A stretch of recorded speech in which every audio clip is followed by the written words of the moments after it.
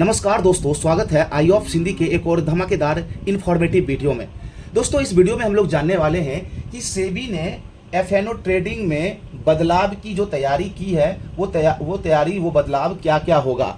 आप लोगों को भी पता होगा कि सेबी जो है एफएनओ ट्रेडिंग के ऊपर एफएनओ पर काफ़ी दिनों से नज़र रखे हुए था।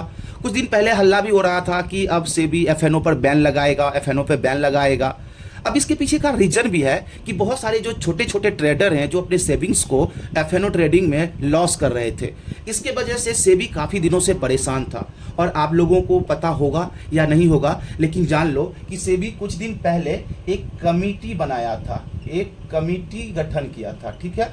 और इस कमेटी का काम था एनालिसिस करना एफएनओ ट्रेडिंग को। अब इस एफएनओ ट्रेडिंग में एनालिसिस करके इस कमेटी के पास एक काम था कि सेबी को रिपोर्ट करे। अब रिपोर्ट करने के बारे में था कि भाई बदलाव क्या क्या होगा, ठीक है। अब देखो, ये जो कमेटी था ना, ये कमेटी का 2 मीटिंग ऑलरेडी हो चुका है, ठीक है। तीसरा मीटिंग जो है वो 17 जुलाई को होगा, ठीक है। अब 17 जुलाई को जो थर्ड मीटिंग होगा ना, इससे पहले ही ये कमेटी सेबी को अपना रिपोर्ट दे दिया है।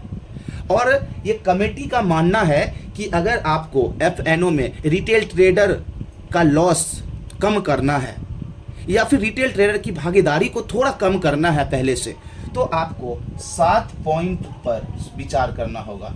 और ये जो 7 पॉइंट्स है ना, ये 7 पॉइंट्स मैं आपको बताऊंगा कि ये जो कमेटी है ये 7 पॉइंट्स क्या क्या सेबी को दिया है और सेबी इस पर अब गौर कर रहा है। और 17 जुलाई का जो ये फाइनल मीटिंग होगा उसके बाद कुछ फैसला लिया जाएगा पक्का वाला, ठीक है। दोस्तों, आइए समझते हैं कि 7 बदलाव क्या क्या हो सकता है एफएनओ ट्रेडिंग में। दोस्तों, सबसे पहला बदलाव की तैयारी जो है वो है वीकली ऑप्शंस को कम करना। अभी तक आप लोग देख रहे हो ढेर सारे वीकली ऑप्शंस हैं, सभी इंडेक्सेस में वीकली ऑप्शंस है। तो कहना क्या है कि वीकली ऑप्शंस को कम कर दीजिए, जिससे रिटेल ट्रेडर में थोड़ा सा कमी आएगी। दूसरा है स्ट्राइक प्राइस को कम करना।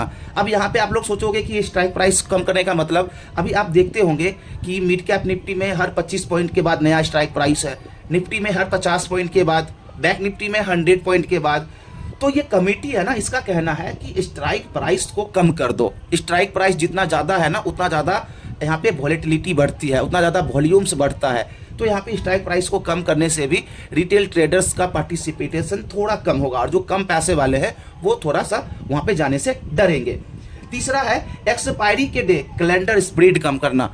अब ये एक्सपायरी के डे जो कैलेंडर स्प्रेड करते हैं उनके लिए यहाँ पे कम करने की बात चल रही है।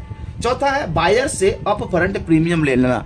अब देखो, ऑप्शन बायर है और हमारा अगर अप फ्रंट प्रीमियम ले लिया जाएगा तो हम लोग जो छोटे ट्रेडर हैं ना, वो फिर ऑप्शन बाइंग के पीछे नहीं भागेंगे। तो ये भी क्या है, जो छोटे ट्रेडर हैं उनको बाहर रखने के लिए ही बात चल रही है।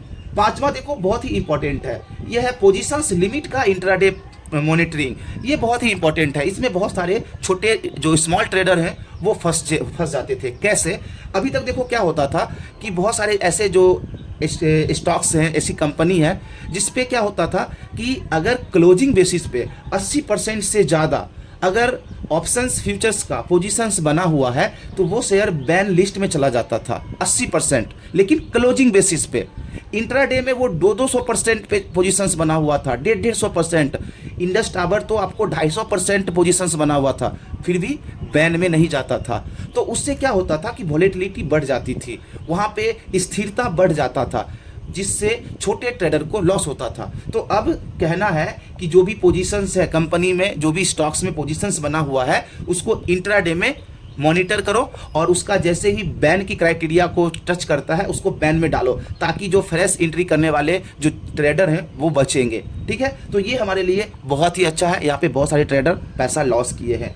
छठा है कॉन्ट्रैक्ट लॉट साइज को बढ़ाना, कम नहीं करना, बढ़ाना। लॉट साइज जो है अभी तक उसको बढ़ाना। अब देखो, बढ़ाने का मतलब क्या है कि ये जो बहुत सारे जो ऐसे स्टॉक्स हैं जिसमें लॉट साइज कम है उसको बढ़ा दिया जाएगा। और बढ़ाने से फ़ायदा क्या होगा कि जो छोटे छोटे ट्रेडर हैं, छोटे छोटे रिटेल बायर्स हैं, वो यहाँ पे ट्रेड नहीं करेंगे, ठीक है। सातवां जो है पॉइंट वो है कि कॉन्ट्रैक्ट एक्सपायरी के नज़दीक मार्जिन को बढ़ा देना।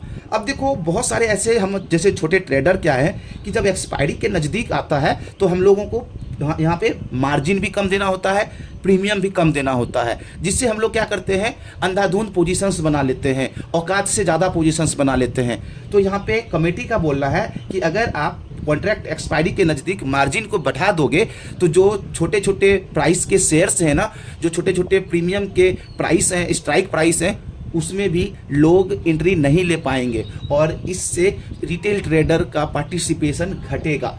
तो ये 7 पॉइंट्स अभी सुझाव दिया गया है सेबी को कि ये 7 बदलाव करने की बात चल रही है। अब देखो 17 जुलाई को क्या होता है, उसके बाद मैं आप लोगों को अवेयर कर दूंगा फाइनली। अभी ये 7 पॉइंट है जिसके ऊपर बातचीत चल रही है। तो आपको क्या लगता है एज ए रिटेल ट्रेडर कि ये सही है या गलत? ठीक है, चैनल को सब्सक्राइब कर लीजिए, बेल आइकन को प्रेस कर दीजिए। मिलता हूँ नेक्स्ट वीडियो में। थैंक यू, जय हिंद।